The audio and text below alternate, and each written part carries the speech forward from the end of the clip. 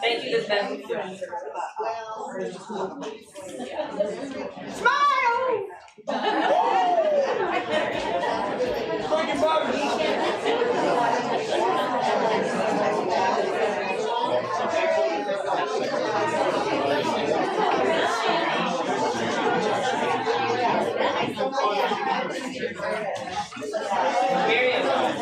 Miriam, there's also a seat right here in the front row if you want to, Miriam. We ready. All right. Good afternoon, everyone. On behalf of Beyond Baroque Literary Arts Center, I'd like to welcome you all to the Wanda Coleman Theater. Yes.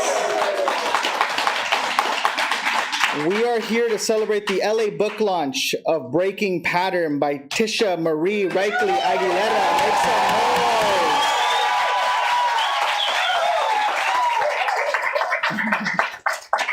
some noise. Sí.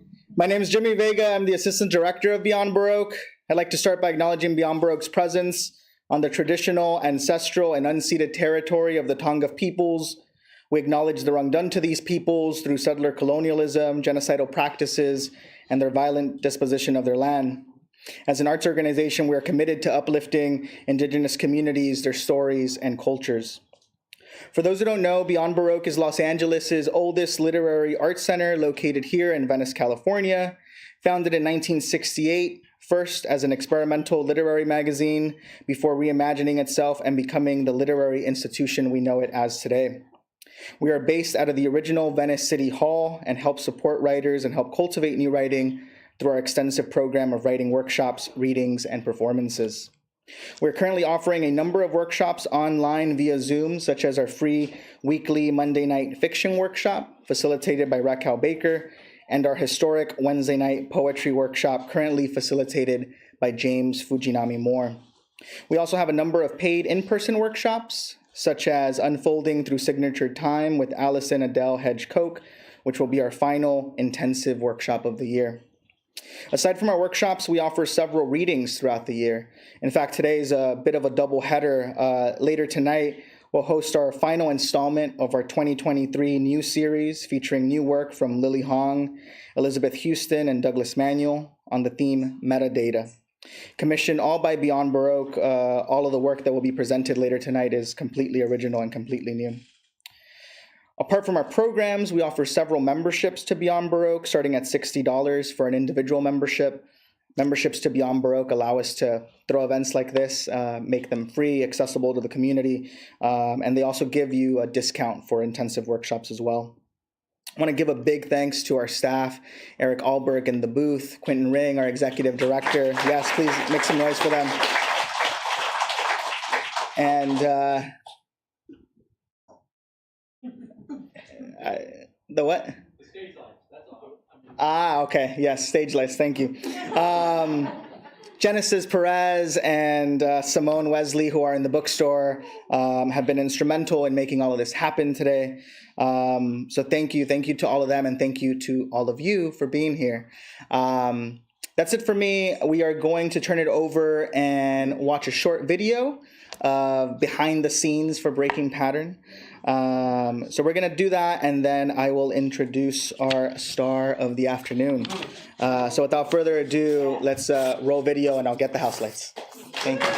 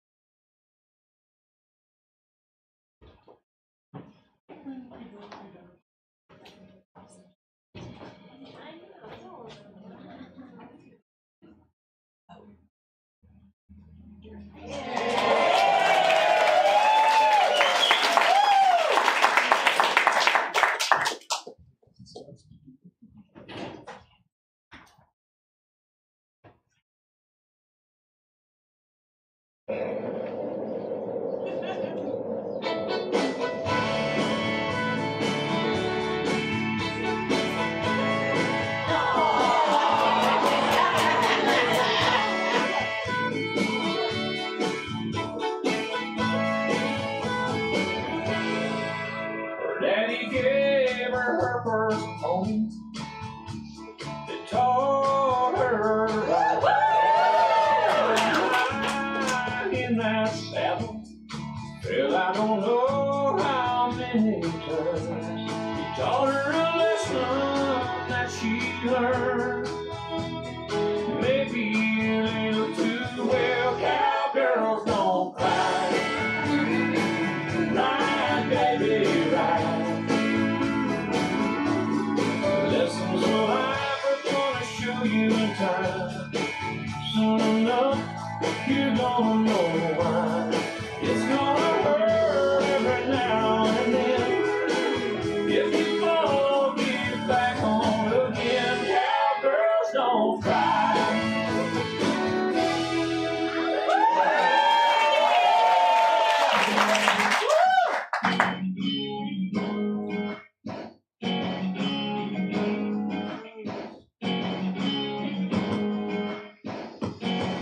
If you're looking for a girl you never seen before, baby, take a look at me. I can be your type in my four-wheel drive and my cut-off blue jeans. I can be a lady, or I can be crazy. I was born in the sunshine, but it was the moonlight that raised me. 'Cause there ain't no girl like a country girl. Come on if you feel me. Throw your hands in the air and down your head. Lay your hands and stomp your feet. Country like me, like me.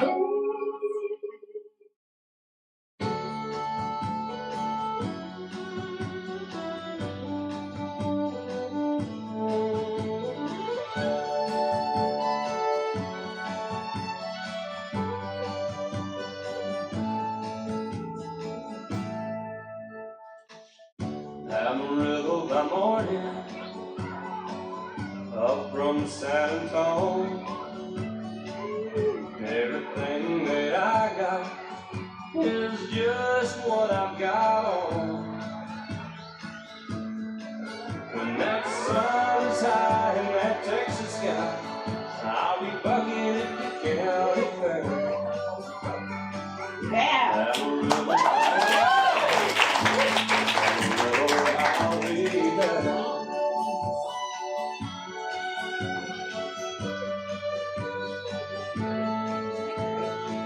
They took my saddle in Houston, broke my leg in Santa Fe.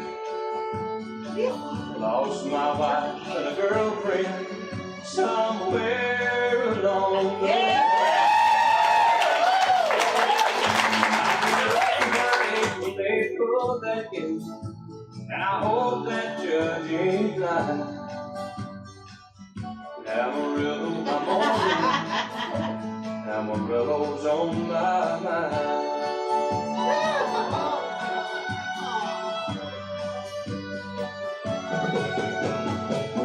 Amarillo by morning, up from San Antonio. Everything that I got is just what I got on. What I got is mine. I ain't rich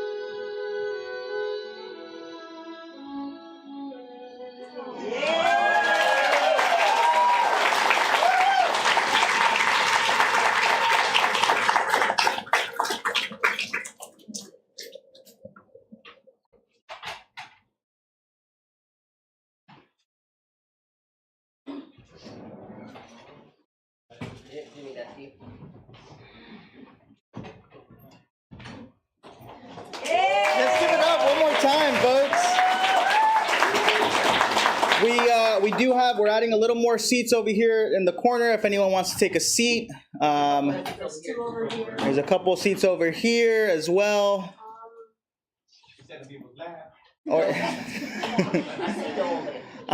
So thank you all again for being part of today's festivities. I know we have some Women Who Submit folks in the house, right? Make some noise. Make some noise. So I was trying to think, like, when was the first time that I met Tisha? And I think it was maybe around a book launch of someone from Women Who Submit or a friend of a friend, and met Tisha, here at Beyond Baroque. And we've been working together, I think, ever since. Have hosted some really incredible, successful workshops, Flash in 4 and Flash in 4 more. And I'm incredibly privileged and humbled to host tonight's reading to help celebrate her Breaking Pattern, her book. So without further ado, please make some noise for Tisha Marie Reichle-Aguilara.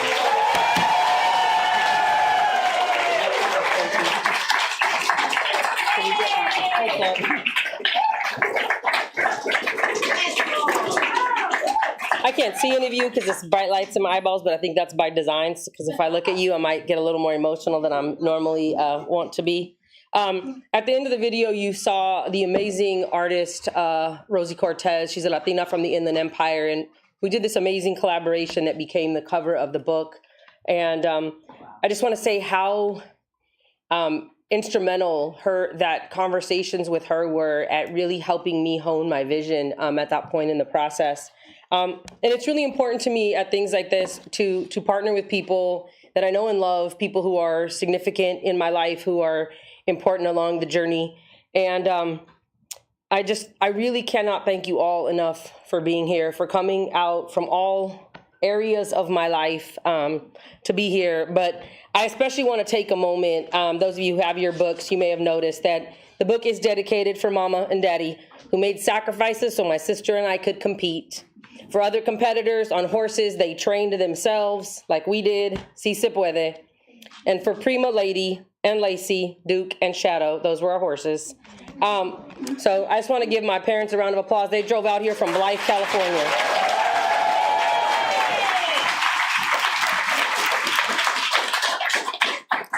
And I do want to thank Jimmy and Eric and Genesis and Simone and Quentin and all of the Beyond Baroque staff. This has been my literary home since I came to Los Angeles to go to college 33 years ago. This is it. This is my home base. So when Jimmy said, "Hey, we should do your book launch here," I was like, "Really?" He's like, "Yeah," and I was like, "Great, thank you." And so I've been in and out of here for quite some time. And I've tried to surround myself with amazing people. And so the 4 readers that you're going to hear before I read and have a conversation with a very special individual are 4 writers who are very near and dear to me. I'll introduce each one, have them come up and read a little bit of their own work, and invite you to support their work in whatever way you can. Find their stories online, buy their books when they come out, and share their stories if you can. The first reader will be Pat Alderete. If you don't know Pat, after this you will.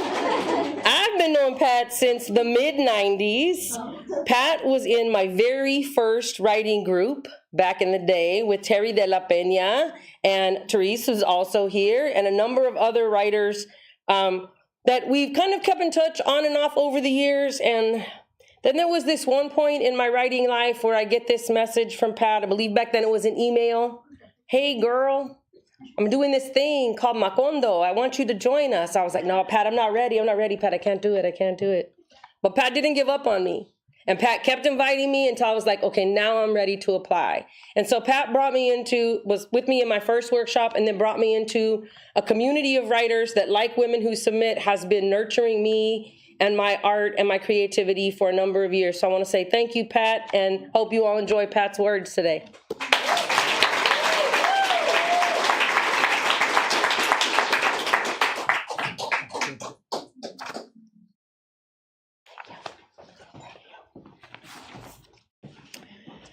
First, I want to congratulate Tisha on the publication of Breaking Pattern, and thank you for having me join you.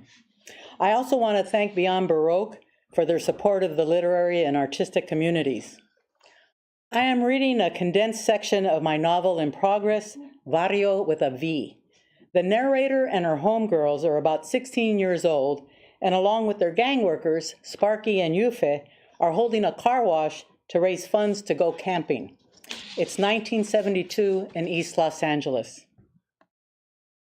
The day of the car wash, we gathered at the out-of-business gas station across the street from Aztlan Liquor Store. Tonka looked worried. Where are we gonna put Santa? We can't have her in the front taking the money, eh? We nodded our heads in agreement. She added, maybe if she was friendly, but... Mary Mocosa was standing on the corner of Brooklyn and Mednick, waving a sign that said, get us off the streets, car wash, only 99 cents. And yelling, hey, your car looks like shit, let us wash it. Santa hardly ever said anything, and that was why we called her Santa, because we thought saints were quiet. We didn't want Santa to chase away customers, not because she tried to, but just like she looked like she could explode at any minute.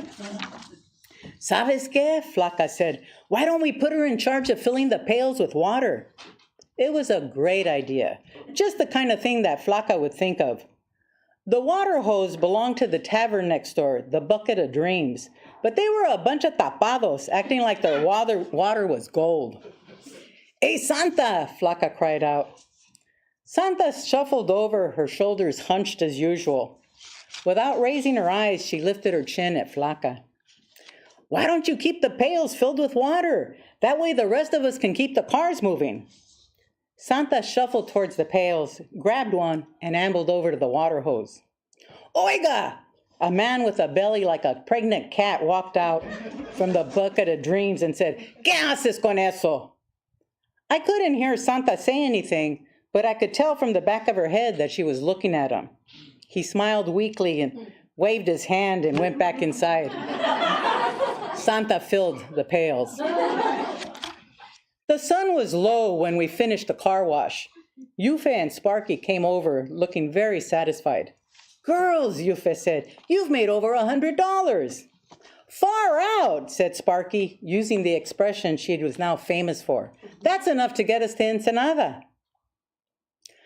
Early the next morning, Tonka and I walked a couple of blocks to our meeting area and joined the group. Yufe and Sparky were packing the van, checking the tires, and counting heads. Okay, girls, Sparky called out, let's get on the road. Turn the radio to K-Earth. The song Rockin' Robin was coming on. It's a goofy song, but most of us were singing, something we would have been embarrassed to do if we'd been home and sober. The further away we got from East LA, the more we talked and laughed. It was weird, but everybody was in a good mood. Santa was in the very back. She didn't say anything, but she was looking out the window, taking everything in. Hey, look, Mary Mocosa called out. It's a pinchy mountain. Tonka looked. Man, that's Disneyland, pendeja. It is? Wow. Everyone was staring, their eyes on the white peak disappearing from view. After about another hour or so, we looked and saw an arch that had an American flag on our side and a Mexican flag on the other. Men that looked like our fathers were waving cars in. Hola, bienvenidos a Mexico. ¿A dónde van? A man in a brown uniform asked Sparky. Sparky lowered her window. A Ensenada, señor. The man glanced at us. ¿Y estas muchachas? ¿Mexicanas? No, Sparky answered. De los Estados Unidos. The man stuck his head in the window and looked over the binder with our birth certificates. Tonka had written on the cover, Barrio Tuxan Maravilla. Mensas, he sneered. Barrio se escribe con B. Pochas. I could hear Spanish from every direction, and instead of signals at the intersections, a policeman was blowing a whistle. Damn, Tijuana, Mary Mocosa smiled. Hey, look, a zebra. Flaca peered out the window. Pendeja, that's a donkey! It was a donkey painted with stripes to look like a zebra. A man holding a camera and a sombrero was waving at people walking on the sidewalk, trying to get them to stop and get their picture taken. We rode in the van another hour and then pulled up in front of a farmhouse. Ay, that was long, Tonka complained as she smoothed out her Levi's, where she had written El Memo con la Toca por vida with a thick black marker in Cholo-style writing. The rest of us had some version of La Tuxa Maravilla written on ours. We thought we looked pretty good, considering the long-ass ride. Thank you.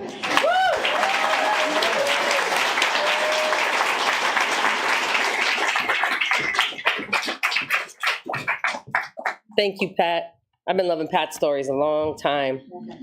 Next reader and I were at the same university for our MFAs, not necessarily always at the same time. We also share a cultural heritage, and I have always been enthralled by her raw emotional truths that she puts in her essays, and I hope that you will find her work and read more of it. Please welcome Ashley Perez.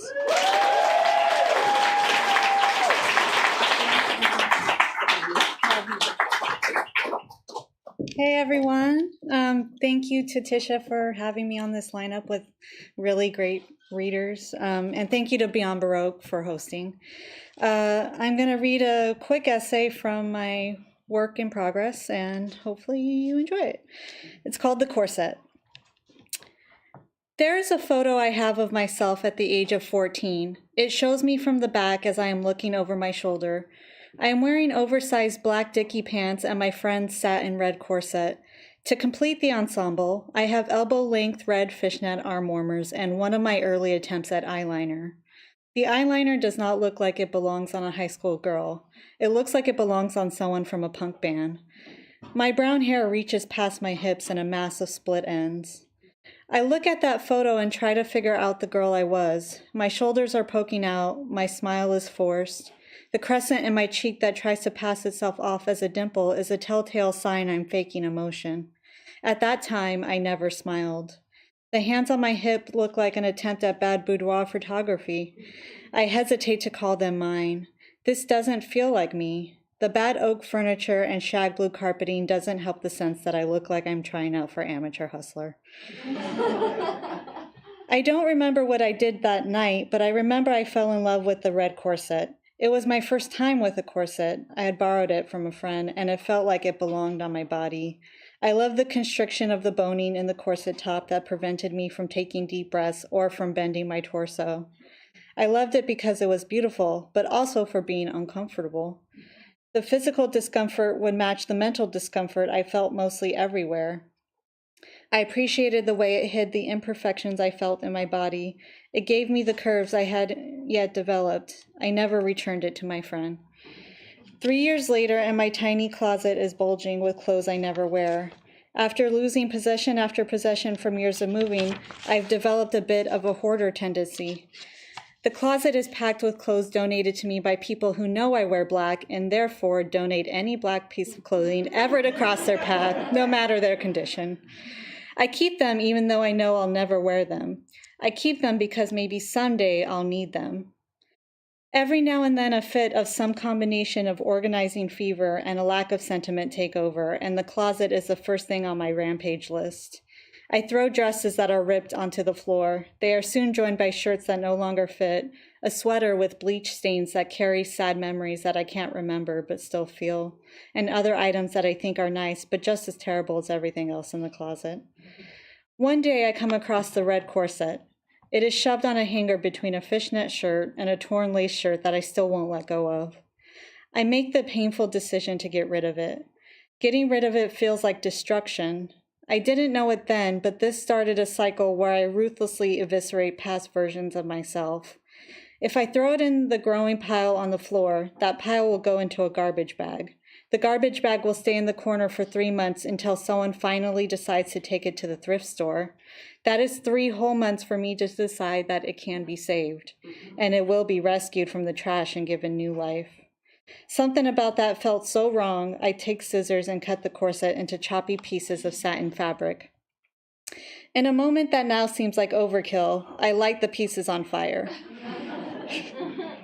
I carefully hold the bits of the corset over a tiny trash can as it burns, dropping it in when the flames singe my fingertips. Walking this back is no longer possible. I received my second corset when I was 15 from my friend Angel. She became one of my most cherished friends ever since I met her at a heavy metal concert where my other friend's band was playing. Angel hated me at first because she said later that I reminded her of her boyfriend's ex. I went over to Angel's house to get ready for a backyard show where a band would be playing while everyone drank Budweiser and Wild Turkey while smoking pot from cored apples and discarded beer cans. She was everything I wanted to be. She was this artsy, pierced, tattooed badass that you didn't fuck with. She dressed me in a black 80s tier taffeta prom bomb that had a huge bow on the butt. She wrapped a fancy black lace corset around my body and handed me a pair of platform black boots to put on. My heart raced when she told me to hold the door frame, set my legs, and take a deep breath. Her knee braced against my butt while she pulled the lace strings starting from the bottom of the corset to the top. Each successive level came with tighter pulls and more force of her hand into my back. The corset, black stack boots, and my eyeliner made me perfect goth trash. Later, she told me she was trying to make me look ridiculous. We've been friends ever since. Fast forward a few years, and I'm at a photography studio taking photos to be part of a series where models are to bring an object that they have an emotional connection with. I bring a cameo, a beautiful brooch with a silhouette of a woman carved into shell, but I am not particularly attached to it. I brought it because it seemed the type of thing that I should have an emotional connection to. The photographer is getting visibly frustrated with me. I am too. This seems to happen often. I am still not good at smiling on command. My hands go to my waist and immediately start to do what I normally do when I am frustrated. I run my hands across my ribs. Underneath my hands is a familiar touch. The satin of my corset brings some comfort and a release to a rising internal panic. This purple and black striped underbust corset is my third corset and my most treasured because I got it for myself. The cinched waist and restricted breathing are old reliable friends. My fingers go in between the bony channels, synthetic baleen mimicking whalebone. The dips of fabric in between the channels are where my hands find comfort the most. The photographer starts taking photos again, and with subtle directions, my hands move in minute directions around my corset. I stand, kneel, look over my shoulder, shield my eyes from the light, and turn in every possible direction. But always my hands are on my corset. He looks happy with me now. He is clicking away. This is the emotional attachment he had been looking for. Thank you.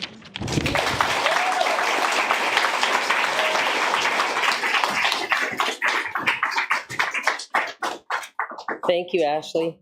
The third reader, actually, Ashley introduced us at the Latina Writers Workshop many, many years ago, and we have shared manuscripts. She believed so much that my manuscript should be a book that she has, not this manuscript, another manuscript that we're going to be working on it in the near future, hopefully. And most recently, we have been co-workers at Otis College of Art and Design and worked on planning classes together. Please welcome Lorinda Toledo.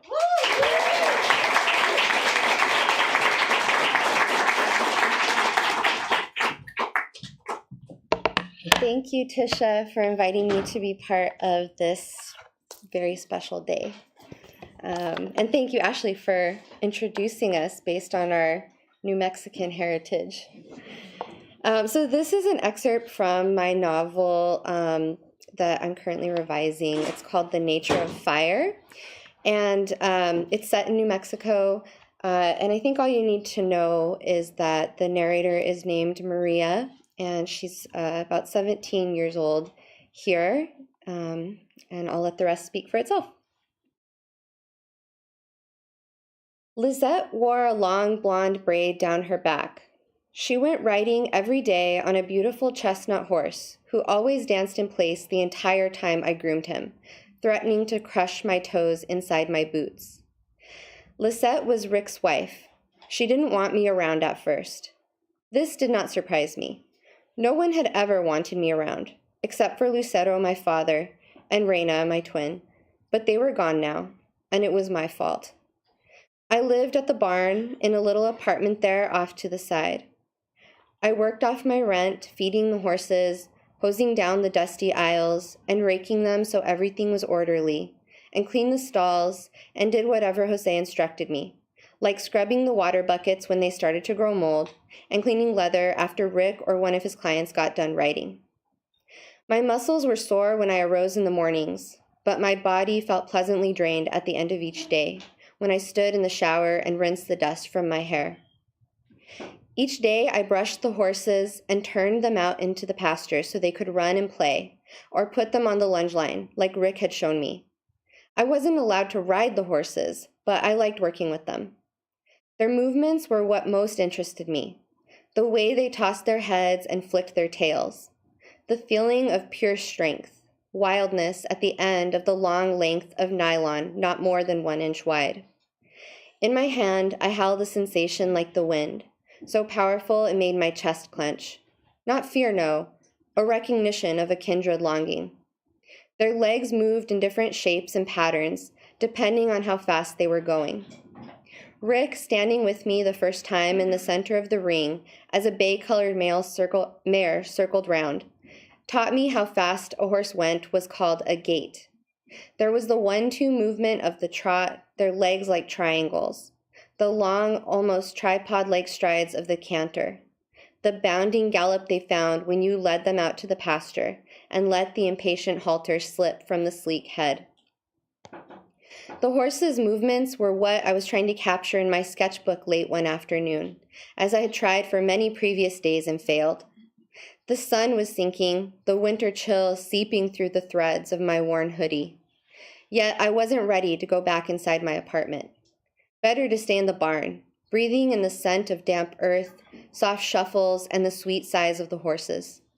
I wandered the U-shaped aisles and looped back around the outside. The barn was situated so that as I walked around, I could look over the pastures and see all the buildings. Across the paddocks there was Rick's house with its curl of smoke from the wood-burning stove, which scented the air with pine. On the far side of the property sat the Dominguez mansion, lording over us with its tall carved wooden columns, and huge red chili ristras hung out front.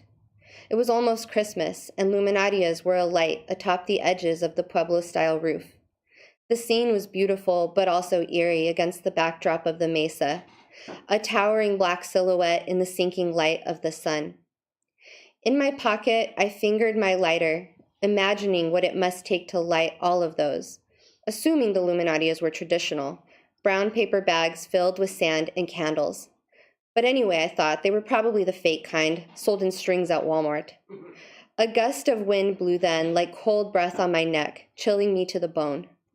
As I turned toward my apartment, something caught my eye. From the shed just down the way was a low light, now visible in the darkness, as the open door flapped against the side of the building, caught up in the gust. Starting down the hill, I saw a figure come out and pull it shut. Outside the shed, I hesitated for a moment, fingering my lighter.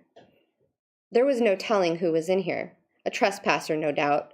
There was plenty of dried brush nearby. With the wind, the shed could go up in flames in a moment. I could picture it. What a glorious thing to watch the blaze overtake the building, and I would dance around it like a bonfire, the heat and the glow delicious in the dark night. I could say it was an accident. I could say I didn't know how it had started. But what if an ember flew, caught one of the barns on fire? I would never do that to the horses. And of course there was Rick's house. I had to take care of this place. Without hesitating any longer, I pulled the door open, ready to scream, ready to confront whoever was in there. "Hey!" I shouted, but the word died in my throat. Inside the shed, Lisette sat at a table, working something with her hands. She jumped up when I came in, eyes wide and wild. "Jesus!" she shouted, "you scared me!" Her body gone rigid, softened slightly. The room was filled with horses.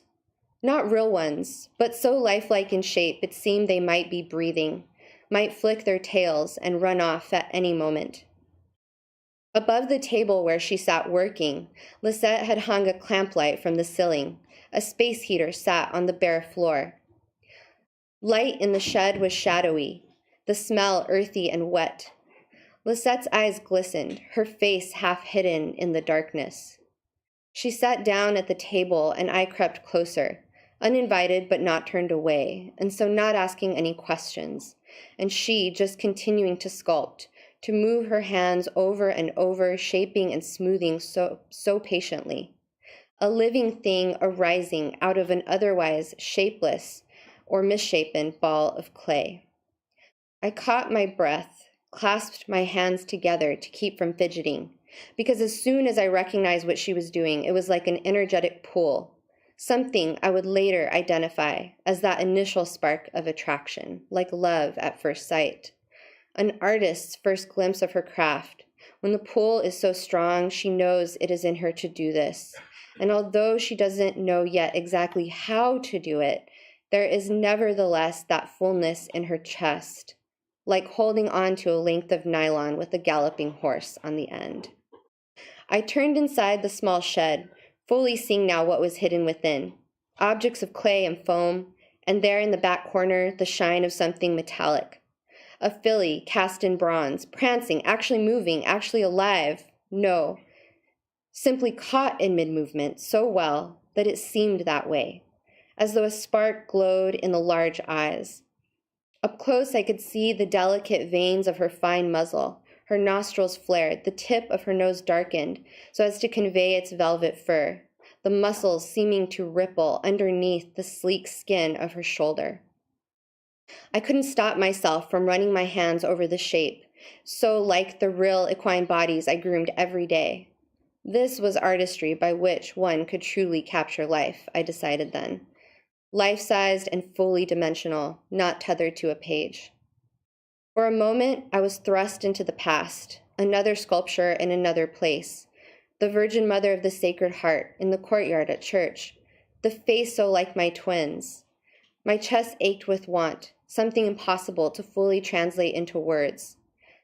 A feeling of want, but for what? Something like wanting to be born, to be, to see and to understand, to find an outlet for this hunger for fire that has for so long, perhaps always, been inside me.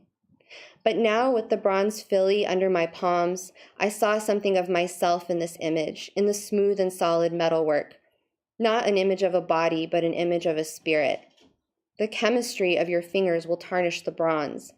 Lisette's words not sharp, but matter of fact. I lifted my hands, expecting to see fingerprints, but there was nothing. Over time, she said, a bit softer. She was still bent over her table, seeming not to have moved. I saw I did not belong here, backed away. Lisette drew breath as if to say something else, but before she could, I made sure I was gone. The shed, no, the workshop door, swinging closed behind me. The next day, Lisette was walking her dog when she found me in a clearing in the bosque, ripping pages from my sketchbook and lighting them on fire, one by one, letting the edges curl and burn away until there was no trace of my failures. Each time when the flame grew too close to my fingers, I dropped the remnant of burning page to the ground, pressing sand over the ashes with my hands, finding satisfaction in the grains of cool winter earth that stuck to my sweaty palms. I'd hardly slept the night before. The images I'd seen in the workshop dancing through my mind, my hands alive and itching. Let me see, Lisette said, flipping through what was left in my notebook. Nothing fancy, just black ink on blue-lined pages. But she said, not bad.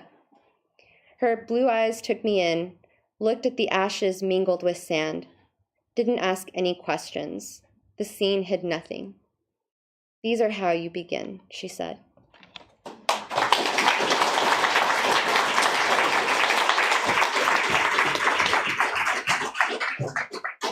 Thank you, Lorinda.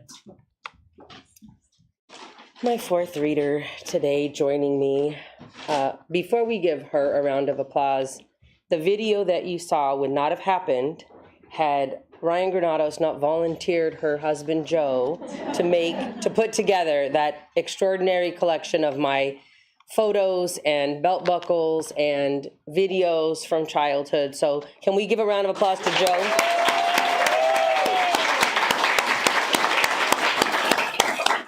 And you'll take that home for her? Appreciate that.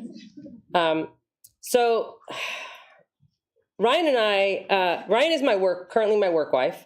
We work together at Loyola Marymount University, and she's been kinfolk since before we knew we were even kinfolk, before we met. We have a lot of connections in my sister and her mother and my niece and her nephew, cousin.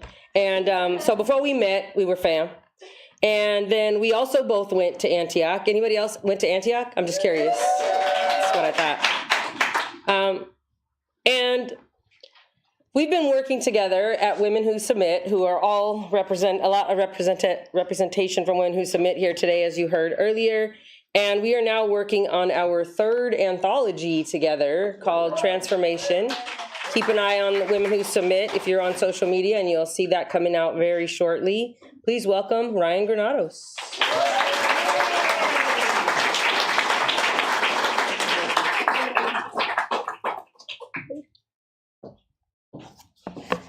Thank you. I'd like to thank Beyond Baroque. I'd like to thank my entire community here. And I'd like to thank Tisha for being my chosen family. As she indicated, we have been connected before we knew that we were connected. And she's become my listening ear, lifeline, an aunt to my kids, surrogate sister to my husband and I. And I've been on a countdown for this day. Like, this is just such an amazing and hard-fought and well-deserved honor to one of the most talented writers that I think any of us have had the privilege to see and experience. So thank you. I'm going to read an excerpt from my forthcoming novella entitled The Avs, and this particular piece will follow the protagonist, Zora, 12-year-old Zora, and her younger sister. They are taking their weekly walk through South Central Los Angeles, mostly to escape the neurotic cleaning of their mother, and it's set in South Central LA, 1985. Window walking. Sometimes my sister Prose and I go window walking. As we walk, the sun settles behind the 405 and the street lamps buzz until they finally find the strength to burst into light. Then, as if an electrical circuit connects the Avs, porch lights, kitchen lights, living room televisions, headlights bound for home, and city lights begin to shine brilliantly throughout the streets. Prose has decided that the evening's sudden illuminations are a daily 4th of July. You can see so much more when you walk the streets than in the portrait revealed from a car's passenger window. You can see the goings-on of families sitting down to dinner, friends swapping saucy secrets, marriages breaking up, husbands returning home, baby's first step, boy's first kiss, girl's first taste of the reality that her father's not invincible and her mother doesn't have all the answers. When window walking, the soul of the world appears between the drawn curtains of Los Angeles. Miss Mage lives in the window 3 Ave apartments away, on the first floor behind an old oak door within the pale yellow wall. Seen through the 4-foot glass pane is Miss Mage quilting a lineage of kinfolk into an oversized linen. It's a family quilt to be passed down from Ave to Ave, or a covering for visiting grandchildren, and even a drape protecting the house from the quick-witted wind outsmarting the loose brick designed to plug the apartment hole. Roxanne lives in the window above Miss Mage, only 17 but on her own because there's no longer room for her in the foster home. The Suits lowered her rent and sent her checks every month and come by to make sure she goes to school and has no one else living there. Roxanne will be 18 in a few months, and Roxanne will have to find a business suit of her own. Roxanne has a lover that she kisses at night. He's 19 and in the Marine Corps. When he visits, he scares off the stoop squatters who wait for her to walk home from school. They don't whistle anymore, but they still watch. They watch the straps of her backpack trace the side of her breast, and they long to be the weighty books that bounce off the back of her acid-washed jeans. While Roxanne's lover fights to defend her magnificence, she enjoys the hungry stoop squatter's stares. She rolls her hips and bites her bottom lip, giving them the thrill of a lifetime as if a supermodel on her own personal runway. When she reaches her step, she makes sure to look back. She makes sure that they're positioned before she blows their minds. Softly, as if kissing satin, Roxanne presses the palm of her hand against her full lips, gives wings to a flirtatious kiss. Her admirers lean over the railing of the stoop as if catching a ball hit into the stands at Dodger Stadium. They cheer, slap high fives, and then quickly turn to make sure Roxanne's lover isn't patrolling the Avs. He knows nothing of her daily ritual. When he calls upon her, he finds her waiting in the window. Waiting and reading. The books once housed in her bouncing bag now lie sprawled out on the living room floor. For Roxanne, these books hold the secrets to life. Roxanne reads and waits for her lover's return. She reads out loud to herself so that the breath of each story can dance a waltz in her ears. She reads until she hears the starched stiffness of his uniform ascending the stairs. "Hey, bookworm, tell me a story," he says. And she does. Roxanne recounts tales of Tish and Fanny on Beale Street and Romeo and Juliet in Italy. From beginning to end, he listens and then rewards her with a kiss. He kisses her in the dimly lit corners of the room and of her body. Their shadows melt together, creating a silhouette of tenderness for all who walk by to see. In the window below Roxanne, you'll find the Vitamontes women untangling their tresses. Angela, pronounced Angela, is in my grade and has been in my PE class for the last 3 years. Every day, no matter what the occasion, she wears her hair in one long braid that she winds and winds and winds again into a neat bun above the nape of her neck, risen like a freshly baked donut, almost too perfect to eat. I hate the bun she wears to camouflage the curls. Our window walking has exposed a wave of thick black hair long enough to sit on and strong enough to swing from. If I owned her windstorm of hair, I would spin in circles, letting its length cloak me like a superhero's cape. I would frustrate my enemies by flinging my hair on their desk during journal writing time. I would run my hand from scalp to hair's end and twirl sections around my index finger to get the attention of the cute older boys. I would brush it with 100 strokes a day to keep it shine like the fashion magazines suggest. I would wash it with strawberry shampoo and let the suds sink in until the entire bathroom smelled like the strawberry patches of Orange County. I would do so much if I had Angela, pronounced Angela's hair, but I would never, no matter what my sisters or mother did or brothers expected or father demanded, wrap it away from the eyes of the world. Every apartment has 4 windows that face the sidewalks paved up and down the Avs. Each window is a camera lens revealing a picture of the Avs' soul. As Pros and I window walk, we're photographers taking mental photos of untold splendor. But Pros, cupping her hands into circles around her eyes, prefers to think of us as top secret agents peeking through binoculars at unsuspecting targets. When the sun finally reaches the base of the 405, only moonlight guides our path between the 2 far apart streetlights with flickering bulbs struggling to stay alive. And when the cars have found their way home or the porch lights have witnessed the last key in the lock, it means it is time to end our window walking tour. Pros grabs my hand. She's old enough to be an undercover agent and curious enough to watch Roxanne's lover cup her entire breast like a baseball. Yet she's scared of the night sounds and shadowy images that accompany our return home. The humming in the street lamps seem louder, the arguments in the apartments are clearer, and the figures at the bus stop or the next block are threatening until we get close enough to see familiar faces. I would never admit this to Pros, but I need to hold her hand too. Thank you.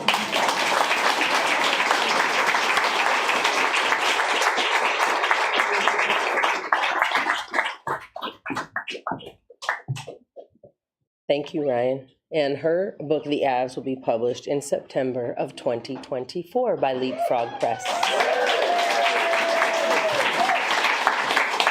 For the final part of our program tonight, I want to invite to be here with me someone who's been on this journey for a very long time, and when I wanted to give up, refused to let me. Dana Johnson was one of my mentors at Antioch University. You've heard that name a lot today.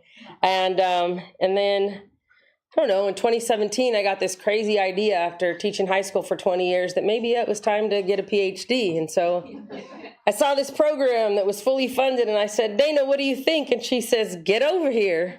So I applied, and she let me in, and when I would show up in her office with all my bags, she has a photo of me and all my bags.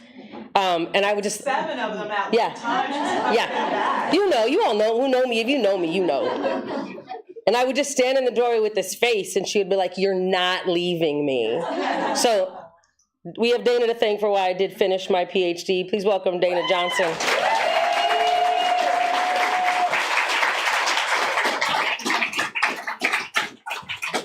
And just quickly, I would just like to say, I'm just so proud of Tisha, as all of us in this room are.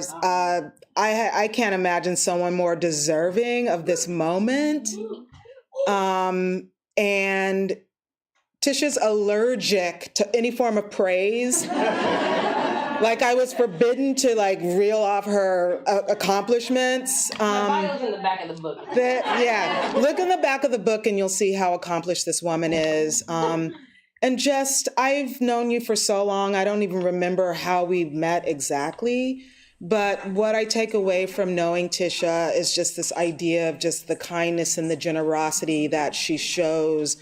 This is Tisha's debut novel, and she shared it with 4 other incredible writers. And that is something that's just very rare. And I just appreciate you so much. And I appreciate knowing you. And I appreciate you bringing us all together to hear all this amazing work. And now we get to hear yours. Thank you.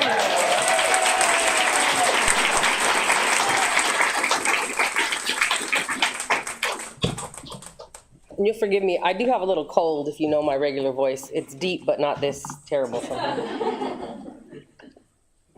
I'm going to start by reading a little bit from chapter 1, not from the very beginning, but in chapter 1, which is the August Junior Rodeo. Then Dana and I will talk a little bit. I'll read another excerpt, and then we'll talk a little bit more, and if we have time, take questions from the audience. I'll just read the 2. Dusty manure air is soon overwhelmed by burgers grilling at the nearby snack shack. My stomach growls. The Winters twins, with their matching orange shirts, join Blanca and me in the stands. They're still in junior high, but taller than both of us, with straight black hair like their Hopi mother. Cheyenne always chomps on watermelon Hubba Bubba. Its sickeningly sweet odor assaults my nose. Chelsea asks, "Adriana, does Eric have a girlfriend?" I look at Blanca. She's taken aback too. "I don't know the answer if you don't." Gum-smacking twin offers, "Maybe I could be his girlfriend." They quickly shift gears to speculate about the new girl, Haley James Burnett. Her family just moved to Runnel Valley, a few miles up the highway from me, which means she'll go to high school with me, Blanca, and Eric, not the one across town with Janelle and Clay. Her dad lost his money in some Texas oil scam is the rumor, Cheyenne says. Chelsea adds, her mom was runner-up for Miss Rodeo Texas in the 60s, I heard. Not sure how these two always hear things about other people's lives. I scan the crowd. Haley's mom still holds the video camera and still looks like a rodeo queen. She chats with Janelle's mom and some women from her group, the Saddle Stompers, former barrel racers, rodeo queens, and some cowboys' wives. They wear costumes and ride in fancy patterns on horseback during a big rodeo's equivalent of halftime. They march in parades and organize the rodeo queen competition. Blanca plans to enter it next year, insists I do too since it comes with a $1,000 scholarship and tons of donated prizes. But dressing up in a denim skirt and parading on stage to answer questions in front of the whole town seems like torture. Our current rodeo queen helps in the announcer's booth and hands out ribbons after each event. In December, she'll present the event buckles, breast collars, and saddles to the champions. Hopefully, she'll be giving one to me. Chelsea continues her report. Haley uses both last names, so we'll know she's Bobby Joe James's cousin. Bobby Joe is only 2 years older than us and has already won back-to-back World Barrel Racing Championships. Odds are she'll keep winning. I wish I could devote all my time to rodeo like that, but I'd need a much faster horse. It's for intimidation, Cheyenne repeats what she's clearly heard a grown-up say. I can't be around the Chismosa twins for too long, no matter how nice their grandfather is. Grandpa Winters offers us snacks while he sits all day keeping track of everyone's times. I block out their chatter to watch a brand new truck and trailer enter the main gate. A slant load 4-horse, with a dressing room compartment in the front as big as my bathroom at home. I've seen them advertised in Horse Journal and always fantasize about owning one. The custom black and charcoal paint job coordinates with the truck, and it takes up twice as many parking spaces as everyone else, on purpose. My dad's faded brown truck and the gray trailer with rusted out spots are parked at the opposite end. No matter how old it gets, he'd never replace it. And because he's a mechanic, he can keep it running forever. That's what matters, he says, not how something looks. But there's nothing he can do to keep Pearl running at top speed. When the passenger emerges from the new rig, I'm not surprised to see Clay Campbell. He stands there with his tight Wranglers and snakeskin boots while someone else unloads his horse for him. The Campbells always bring at least 2 horses for Clay and 1 for his little sister. My irritation at his privilege climbs up through my empty stomach. The twins pivot to gossip about him and Janelle. I heard he was flirting with some girl at a roping up in Fresno. And then when Janelle heard, she went out with some older guy. But he's a burnout, so Clay didn't even care. That just made her madder, and apparently she threatened to break up with him. She would never. To avoid more chisme, Blanca and I leave the stands, check on our horses, and grab the burritos Mom packed for me to share. Even if she doesn't come to watch, I know she still cares. We join Eric and his friend Josh Gutierrez to watch Pee-wee pole bending. Josh is a sophomore like Blanca, shorter and rounder than Eric. His dad and mine work together. He shares a horse with his little sister, Monica. The first rider trots out, doesn't speed up as she makes a straight line down the side of the 6 poles. At the far end, she slows to a walk and rounds the end pole. Only trots again after she weaves in and out of 3. The tiny bay pony finally reaches the end, and her family yells at her to turn around before she forgets. Poor girl jerks up instead of back to slow the horse. He doesn't like that. She leans precariously and pulls on the reins more. She almost falls as the horse heads back the other way to finish. They turn too wide, and she miss one of the poles. She breaks pattern. Do you remember ever being that small? I elbow Blanca. Or that slow? Before the next contestant enters the arena, Eric and Josh have inhaled 2 burritos each, and I know they'll share whatever their moms packed for lunch after if I get hungry. Monica and her best friend Wendy Blackwood do better than the other riders, but Clay's little sister follows with a faster time, a horse that has obviously been trained for the event. The last 2 contestants are pitiful. One little boy takes more than 90 seconds to trot through the pattern. Not his fault. His sister's older horse could be Pearl's mom. I feel you, man, I mutter. Think again about trading Pearl for a younger, faster horse. It's the only way I'll have enough points before the end of this rodeo season in December to beat Janelle.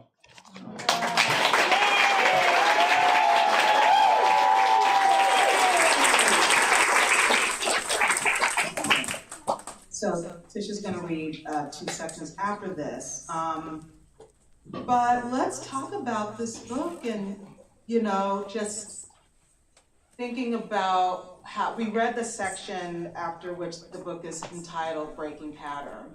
So I want to hear, I'm sure I want to hear, how did you come up with this title? There's so much happening in this chapter that sets up a lot of the conflict in the novel. I want to hear what your intentions were there. So I have to say, this is probably the chapter I'm most proud, the title I'm most proud of in all my writing. I'm not good at titles, and people who've been in writing workshops with me know this. And the only other title of any of my stories that I think is really great is only great because Devin, who's in the audience, helped me come up with an argument against old cheese. I don't remember what the title was before, but it was terrible. So I'm really proud of this title. For those of you not familiar with rodeo, breaking pattern is when you don't follow the route that the horse is supposed to take and you're disqualified from the event.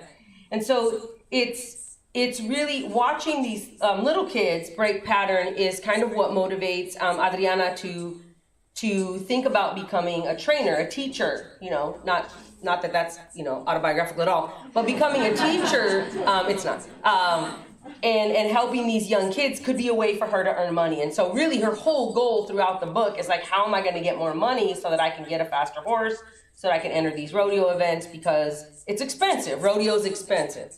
And, thankful to my parents who put us in there. We didn't know that as kids. We just did it. We just went out, we did stuff.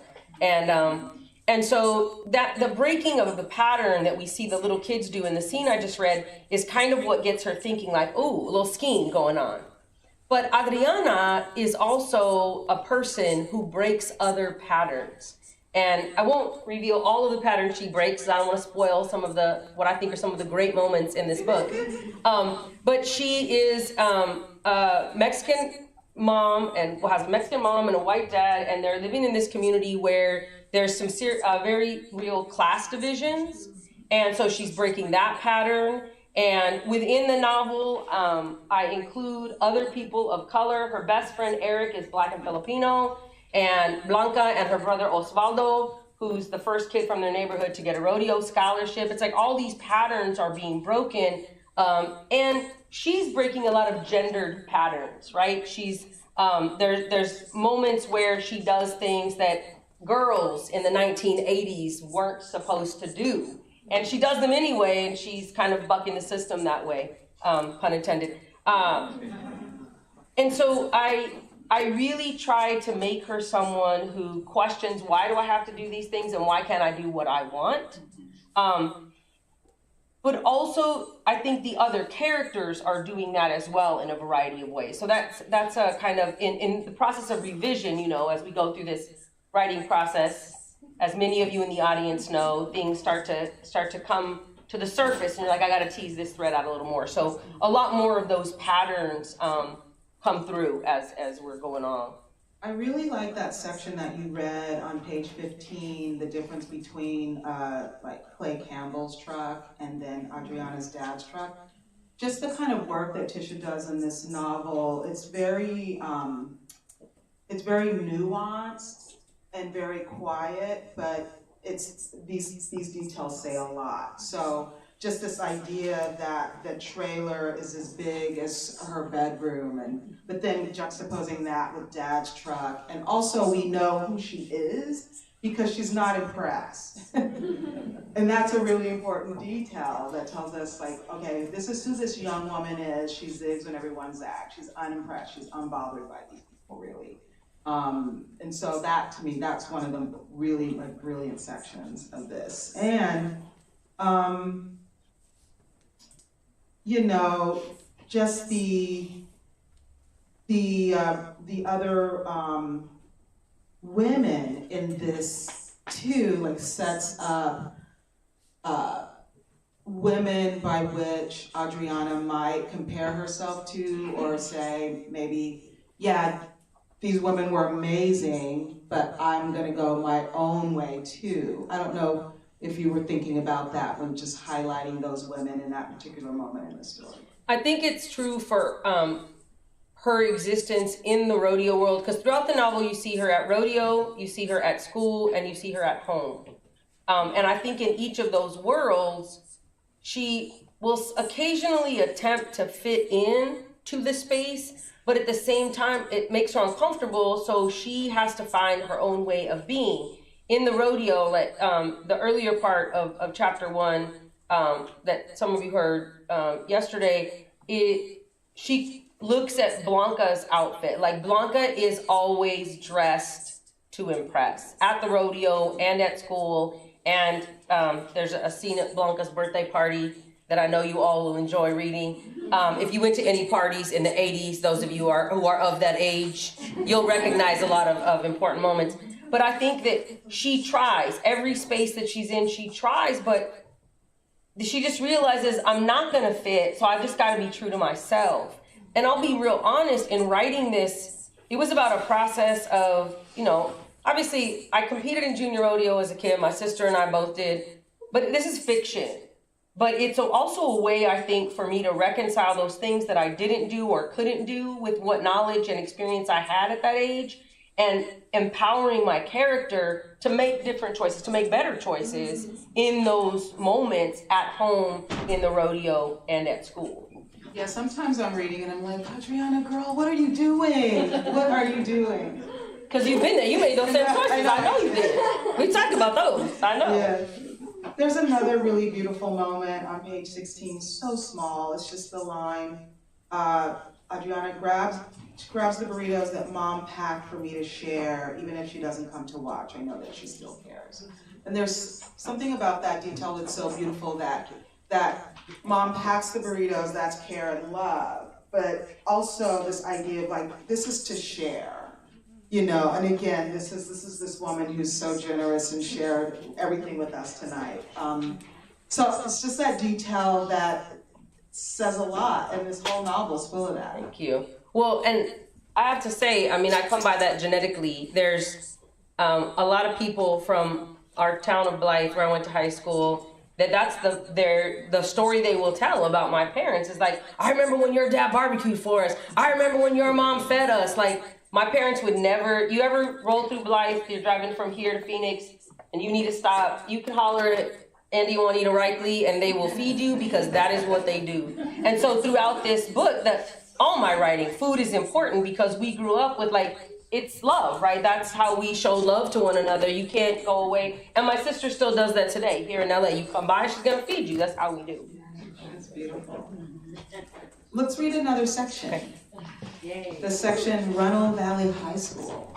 What chapter is that? Oh, let me see. I think it's chapter 5. Yeah, I'm gonna read a little bit from chapter 5. Let me get my water. Sorry. I'm really dry.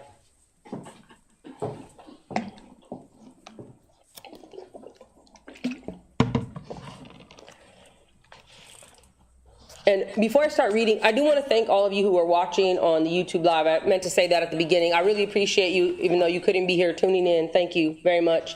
And thank you, Eric, for managing that for us. I appreciate it.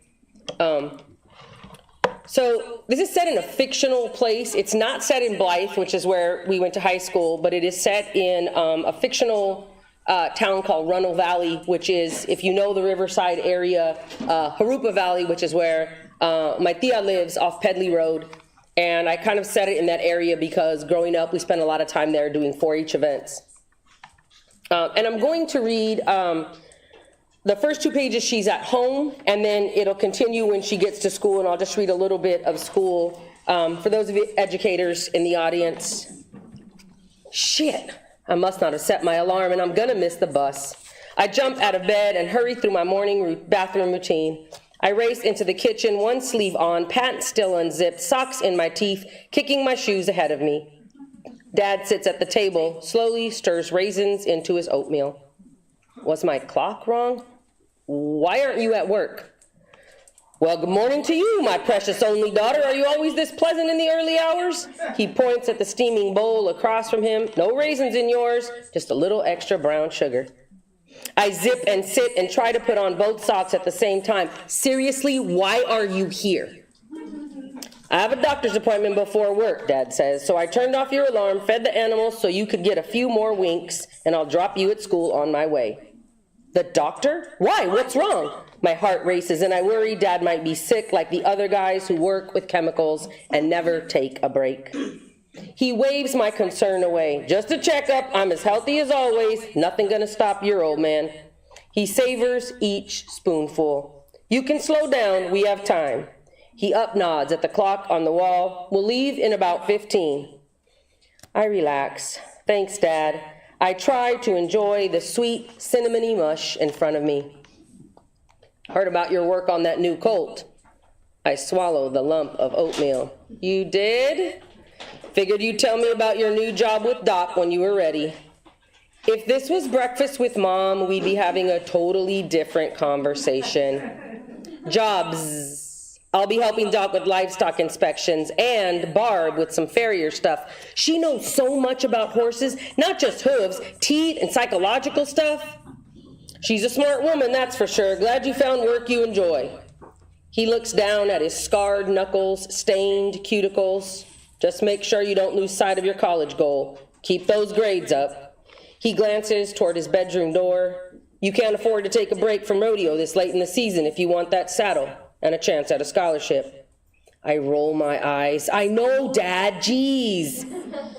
Outside, Dad starts his work truck, its loud diesel engine spewing black smoke. He turns up the radio and sings along with Waylon and Willie about belt buckles and dying young. This used to be your favorite. Come on, honey, sing with your old man. He continues, loud and off-key. Dad, you're so embarrassing. Embarrassing? You used to love it when we'd perform this for your mom. Come on, sing with me, pumpkin. She hates this song. But I sing along about babies growing up to be cowboys. I change the lyrics to cowgirls and leave out the don't.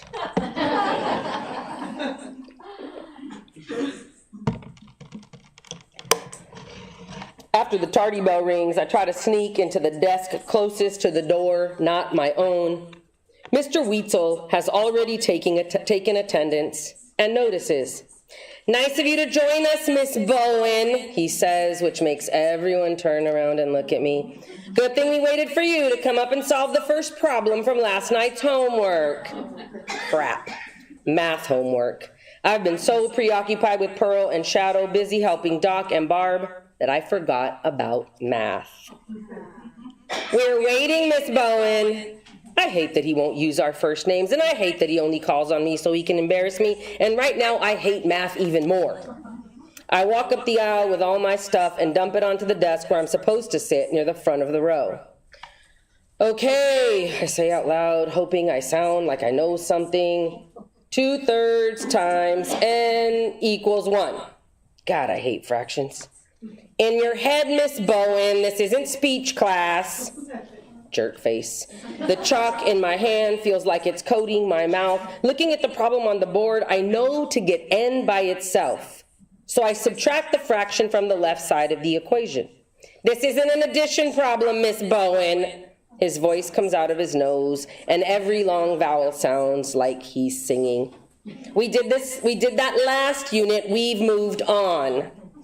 Usually 2 or 3 students solve at the same time so we can review homework faster and he can torture us with more problems. Today, however, I'm his only victim. Heat fills my eyes. I erase the subtraction. I look out the window at kids arriving late who run toward PE. Why can't I be in PE right now? The answer isn't outside, Miss Bowen. I know, Mr. Weasel, I mumble, half hope he hears me. That's what everyone calls him behind his back. Out the corner of my eye, I see Haley hold up 2 fingers shaped like an X, then gestures to turn something over. She reminds me to invert and multiply, which I never would have thought to use here. I sigh and on purpose keep solving out loud. 3/2 times 2/3 on this side, then on the other side, times 1, and by itself, and on this side, it's 3/2. I drop the chalk in the tray, proud of myself. Until the weasel snorts his disapproval. Miss Bowen, you forgot to make it a proper number. He stomps up the aisle, changing my 3 halves to 1 1/2 with giant chalk strokes. Too angry for early morning. Back at my seat, I mouth, thank you, to Haley. She rolls her eyes and pretends to gag herself with a finger in the weasel's direction. I nod. He sees us. Ms. Bowen, he says from his throat instead of his nose, you and your new friend take your conversation to the office. I've never been kicked out of class before. And now I have to go see the principal. Out in the hallway, Haley pops a mint in her mouth and offers me one. Her eyeshadow is shiny purple, matches her nail polish, and she has about 30 plastic bracelets on each arm. Her denim skirt is so short, I can see most of her thigh. She's not the same Haley I saw at the last junior rodeo. Thanks, Bowen, get me in trouble on my first day. Her tone says she doesn't really care. She isn't carrying any books, so maybe the principal won't even notice me. Haley, I stop at the end of the quarter. Why am I here?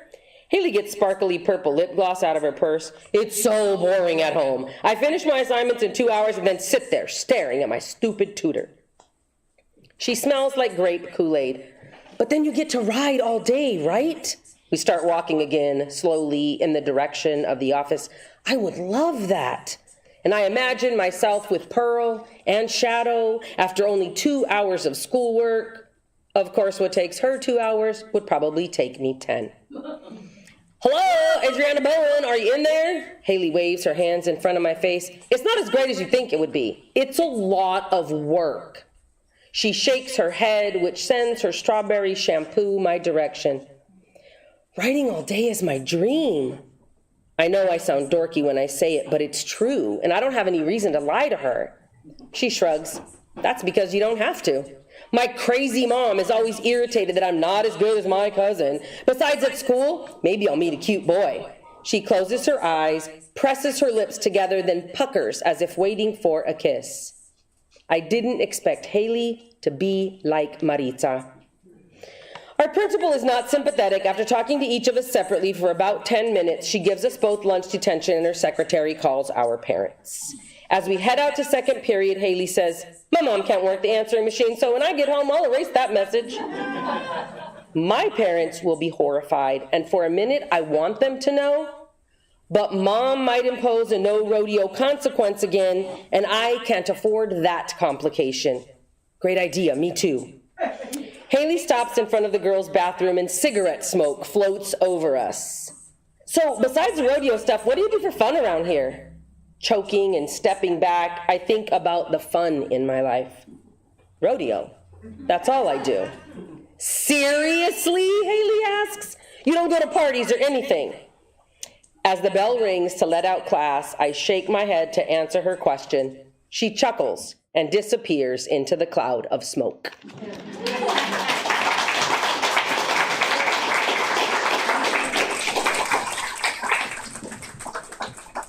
Depending on what your high school experience was, these pages probably gave you PTSD. Like there's something about high school that's just awful, and so you really do an amazing job of kind of just giving us those details of like why it's hard. You know, our parents when we were in high school would say, "It's not that hard. Just go to school. You have it so easy. All you have to do is do the work." You know, but like a chapter like this kind of really illuminates why high school sucked for a lot of us. And so the other thing I was thinking when I was listening to you read and reading with you is just how, as the voice of it, first of all, that you know you're writing it with this young adult voice. And also, again, back to writing about really serious things. The stakes are pretty high in this chapter in that education is at stake. What girls might find themselves getting involved in is at stake in terms of like what happens later on down the line with lives, right? So there's a lot going on that's serious, but the voice is very young.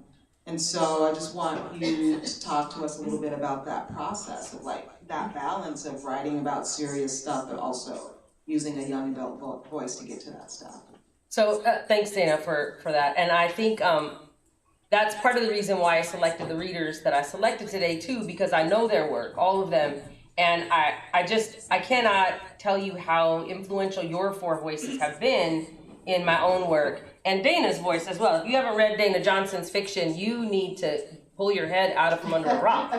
Because all of these people here today, their work has been monumentally influential on what I do. And I have to say, and some of you have heard, we've talked before and you've heard me say this, I think I write the teenage voice better than I write the adult voice, partly because sometimes I'm still a teenager, as some of you know. But also, I had the benefit of, I taught high school for 20 years. I also, they're gonna get mad at me for saying this, but I have two nieces in the audience who I eavesdrop on all the time when they're talking. So, you've got the one that's got a little snark and a little sass. You got the other one who's just sweet as honey. And then, right? Am I wrong?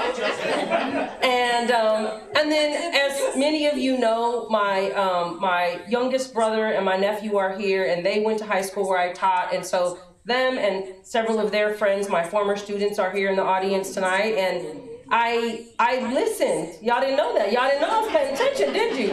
when they would be, like, my classroom was the spot where people came at lunch and hung out and ate food. And so I've been eavesdropping on teenagers pretty much most of my adult life.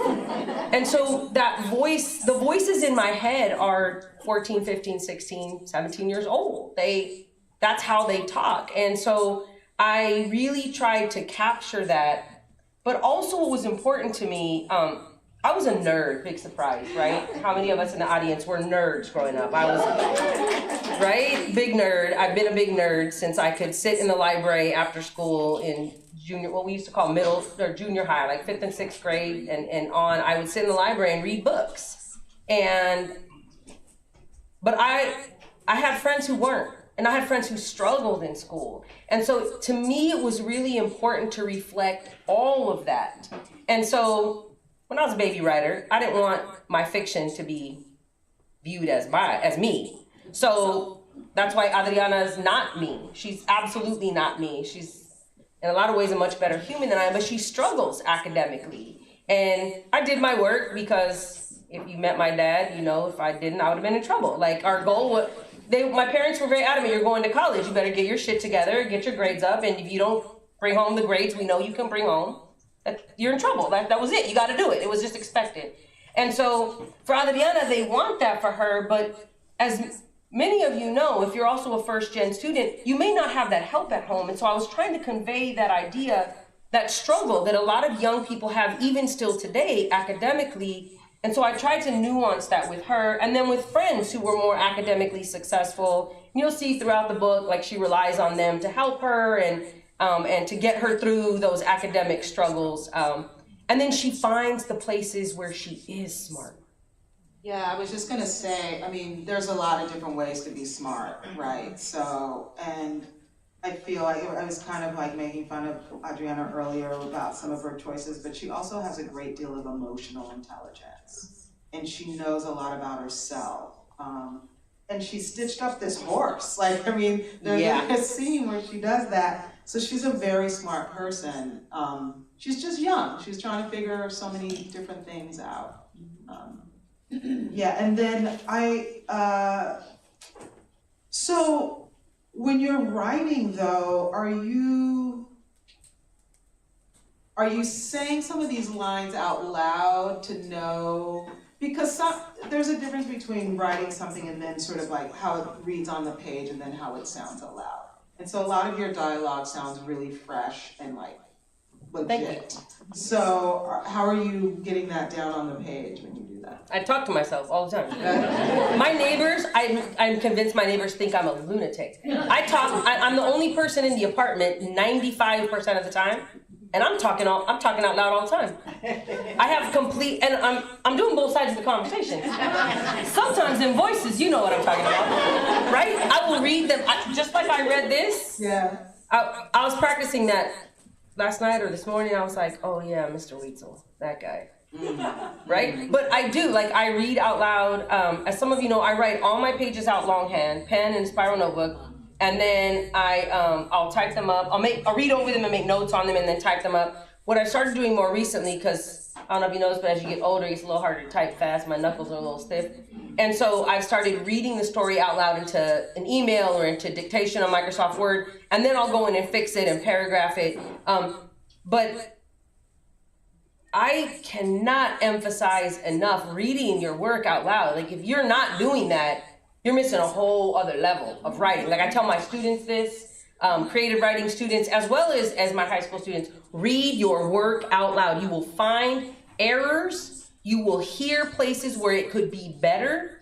I tell my kids this all the time, like read it out loud. Even if you're only reading it to yourself or the stuffed animals on your bed, read it out loud. Tisha, I don't know what you want. We've got one more section. How are we on time? How are we on time yet? It's 4:00. Well, maybe we can forego that. I mean, do you want to hear another section? It's or do a you really want short section. Yeah? All right. Yes. Well, I didn't want to take away from time for them to ask questions. They have questions. All right. I'll read a little bit. Oh, gosh. Okay. It is a fun section. I know some of you will appreciate this. I also try to balance, the parents. So we saw a little bit of Adriana's dad. We're gonna see this a little bit more. This is from chapter 9 called Dress Disaster.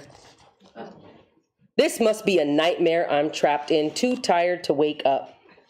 Imagine the shiniest pink fabric, iridescent, I think the store lady called it, draped over at least 5 layers of scratchy net stuff she called tulle. It's strapless, which I hate, and I know is gonna piss Dad off. I cram my feet into the pink, pointy-toed heels that match Maritza's white ones, except hers have a giant bow on top of each toe. I stand up, knock over the bedside lamp with the giant skirt. When I wobble over to pick it up, Maritza gasps.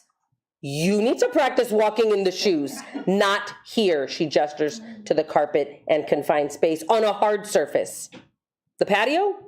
I picture myself prancing around across the shaded concrete with Princess sniffing the hem of my dress. Princess is her German Shepherd. Maritza bites her lip. Hose off the dirt first and only wear the shoes, no dress. Why? I didn't hose me off first. She starts to push me but realizes I'd fall. So instead she opens my bedroom door and makes a sweeping gesture as if presenting royalty.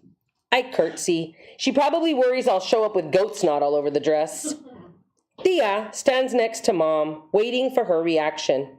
On cue, Mom bursts into tears and grabs Tia's arm. My pained expression doesn't change. Dad hasn't moved from the corner of the couch where he'd been drooling. He sits up slowly, cleans his glasses. When Dad can finally see me, he asks, "Where's the jacket?" No jacket, I say. The strapless dress accentuates the developments I usually hide with big shirts. This pink creation hides nothing. In front, the poof has a section clipped up to show off my short, pale legs when I stick out my shoe on Maritza's command. Mom oohs and Tia hugs her. Dad sits there dumbfounded. Your shirt's pink too, I add, before returning to my room. Catching a glimpse of myself in the mirror, I wonder if Eric will think I'm pretty. An argument starts once Maritza and I close the door. She's too busy loving the dress and doesn't hear Dad say whore and Tia say beautiful. Great, if vet school doesn't work out, apparently my family thinks I'm pretty enough to be a prostitute. Mom's comments seem to be about someone other than me. Marimachas, she says, and pinche caballo, she says. Why is she blaming the horses? Too tired to worry about my parents now, I fling my shoes off and one hits the wall. What the hell, Adriana? Those were expensive. I look at Maritza. I know. I told you $40 was too much for shoes we're only wearing once. The flats I wanted were $14.99. I think about the events I could enter with that cash. Maritza crosses her arms over her chest like her mother, makes her "how could you" face. Sorry, I've got more immediate problems. I turn around for her to unzip me so I can breathe. Like what? She asks after carefully protecting the dress. You didn't say anything all the way to Huntington Park. Because you and Tia were chattering away about this damn party, I think. But I say, I was trying to read my book for English. I had it open to the page I was supposed to be reading. And it was a weird afternoon. I share my new feelings for Eric because I know she'd rather talk about that than actual rodeo practice stuff. And since she knows about boys, she might be helpful. He wasn't weird at school, so I don't know what's going on. Did you tell him about being your partner in my quinceañera? I shake my head and put on a nightshirt. Not yet. I was hoping this was all a bad dream. She shoves me. I pretend to fall. I'll talk to him tomorrow. Who's going to be your partner now? Before Maritza can respond, Tia barges in with pursed lips and says, let's go. Maritza makes the oh shit face and says, I'll call you tomorrow. They leave through the bathroom and laundry room instead of back through the living room. Must have been a serious fight to ignore traditional manners. The door slams, and before I can get under the covers, Dad calls me, Adriana Elizabeth? Yikes, full first and middle names. This is serious. That dress, I didn't pick it. Why are you mad at me? It's a beautiful dress, Wayne. Mom stands next to me and puts one arm around my shoulders. She's a beautiful girl. Let her be for once. For once, I realize Mom is trying to defend me in her own way, but can't she do it without putting my real self down? Thank you. You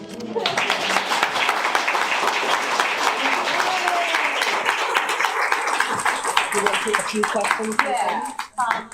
So I'm so glad we got to hear just that last. The gender struggle is real in these pages, and the complications.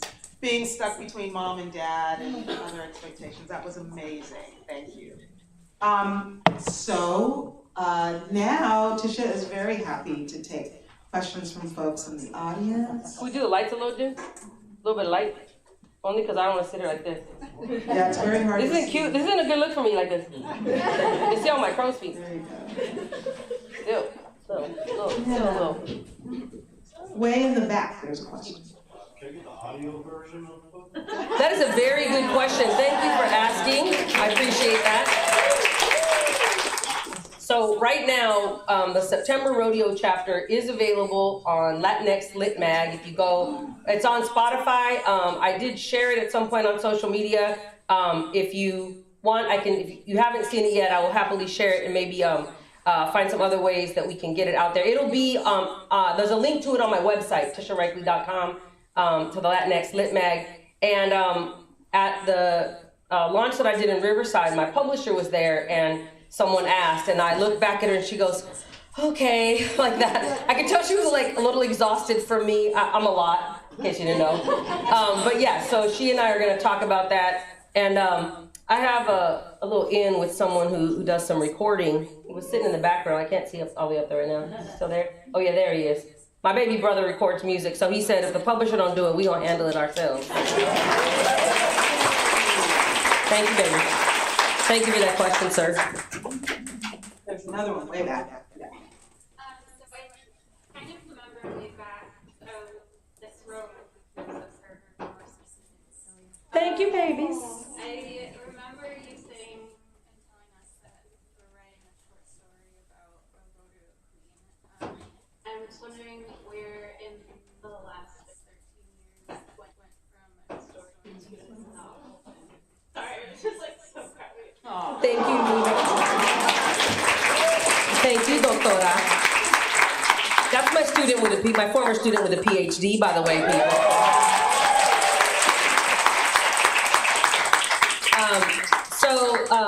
Somewhere in this audience, there is a woman who insisted that my short story become a novel. Kate, where are you?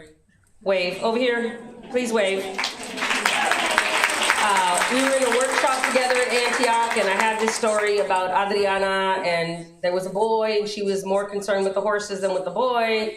And Kate was like, this needs to be a YA novel. And I was like, oh, okay, sure. And then, Tisha, this needs to be Tisha. What do you... And so over the years, I was like, okay, I'll start working on it. And I will use this as an opportunity to talk about, I don't write in isolation. So I would work on it, and then I'd kind of, get busy teaching, right? I was there a lot. And then I have other friends who are in the audience today who would be like, Tisha, I'll read a version of your manuscript. Tisha, you have to keep writing this. And so at some point, Tony Ann Johnson read a copy of the manuscript. Xochitl Julissa Bermejo and our friend Lauren Fairchild, who's not here today, she now lives in Chicago. She and Xochitl and I went on this weekend retreat, and I worked on it. So yes, writing happens by yourself most of the time, but these kinds of things, for me and for many of us in this room, it happens because of community. This is why I have my people here. This is why we do what we do, because we have that support and that encouragement, because this shit is hard. And sometimes you're like, yeah, forget it. I'm just gonna go to work and I'm gonna come home and drink a beer and sit in front of the TV and I don't wanna do anything else. But then those voices start talking, and most of them, So thank you for asking that question, Miha. I feel like it's not just because I wrote it, it's because we made this happen. So thank you.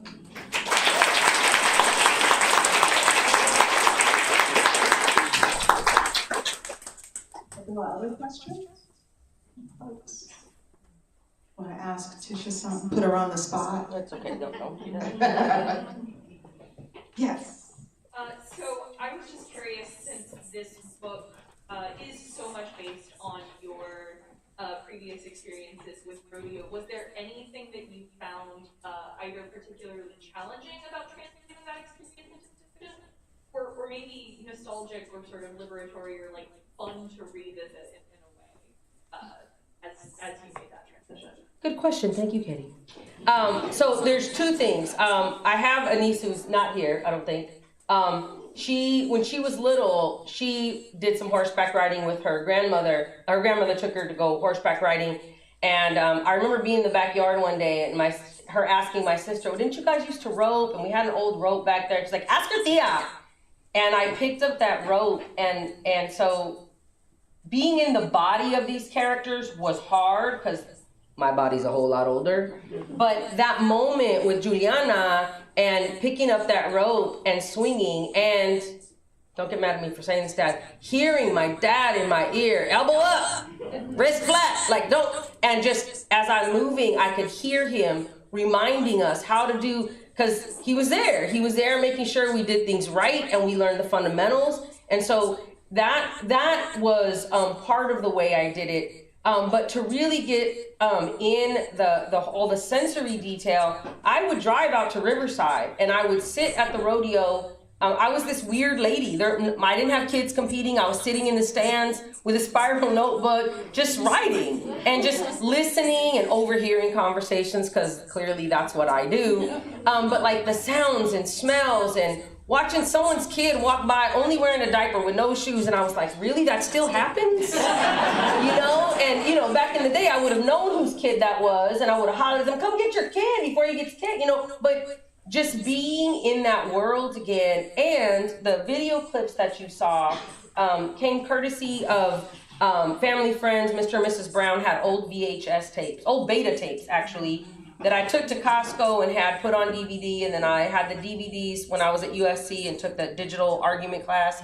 The professor there was kind enough to digitize them for me so I could take clips to share and to have for this. So again, community effort. I didn't do it in isolation, and I did a lot of research. I reread all the horse books from my childhood, several of which are mentioned in here. So yeah, thank you for that question. I'm also very proud of you. Want to say that for me? That's not a question. You were saying earlier that Adriana is like a way better person than you, and I'm just like, there's no way. Like everybody who knows you knows what an amazing person you are. And something that caught me while I was reading it is how good Adriana is, and I'm like, man. I was like, who is like this? And I'm like, oh, Tisha's like this. That's who's like this. And so I was wondering if you could speak a little bit about how you broke pattern as like the writer in you, and then like you showed this very good person, and I think that there's always like advice to have more flaws, or like also, people wanted you to have, your character to have a romantic storyline, and you're Who like, wanted that? right? Or like people tell you, oh, these too many characters, make these characters like, so there's advice that like we've all heard, and you broke those things. So that's a lot of questions, but I think Sochi does that. Sochi loves to make more work for me, Gali. But yeah, so I have been given that advice. Too many characters in your book, and someone in this room was like, where's the love interest? I'm like, stop. Will you stop? Leave her alone. Leave her alone. So for those of you who are romantics at heart, there is kind of sort of some love interest throughout the book, from in between and within different characters. But I really try to create what are called composite characters, right? I combine people. So whenever I have a story and there's a sister, it's not my sister, but it's different people in my family that I kind of squish together. This cousin in the book, and I disagree with Sochi that Adriana's always good and nice, because she's kind of mean to her cousins sometimes. And I have a couple cousins, like there are different moments in the book, like one of my tios is like, oh, I know who that is. And then another scene, wait a minute, because I've combined cousins to be this cousin character, Maritza. And so I try to do that with different characters. I mean, we used to junior rodeo with this guy that everyone thought was cute. He was my friend's older brother. And so, can't Chrysler in case the Chryslers are watching. And what I did was I took the alliterative, and he knows he's cute. And he was my brother's baseball coach. Our town is this big.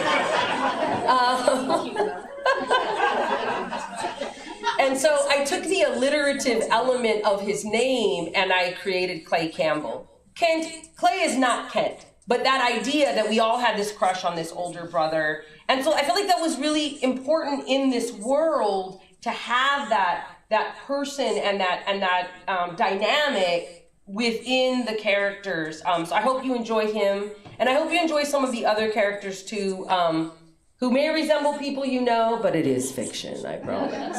Yeah, let legal handle it if anything comes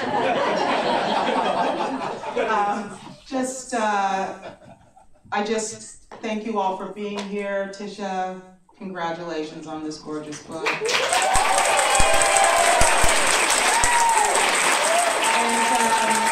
I just have one question before we go. Where do you leave all of those gorgeous buckles that you have? Where are they? Right now, they're still at Ryan and Joe's house. I was a little worried Ryan would come with one on a belt and wearing it. She wanted to so much, and I was a little concerned. And there was talk from a lot of people like, you're gonna wear a buckle, right? I was like, the belts don't fit. And to wear a buckle, you have to have your shirt tucked in. I'm not about that life. I'm all being comfortable.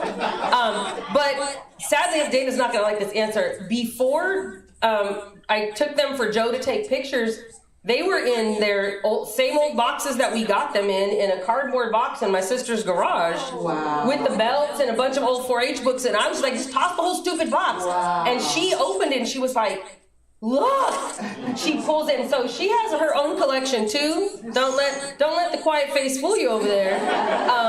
And so now they're just, the only one that sits up on a coiled up belt is the Rodeo Queen belt buckle. And in case you were wondering, there will eventually be a story that has an actual Rodeo Queen featured eventually, one of these days when I have a minute to sit and write some more. So, yeah.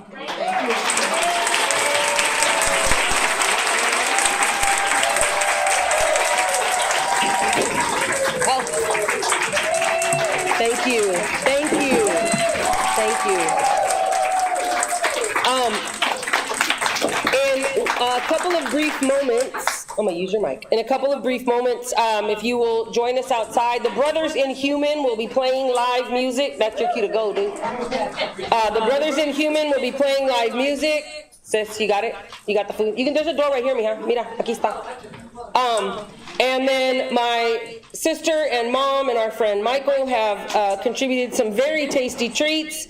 There are both adult and not adult beverages outside, so please come outside, join us for live music. I'll be out there in a minute. And I will sit and sign books. If you would still like to buy books, I believe there are still some available in the bookstore. So thank you all for being here. I just didn't ask Eric because everything was going on.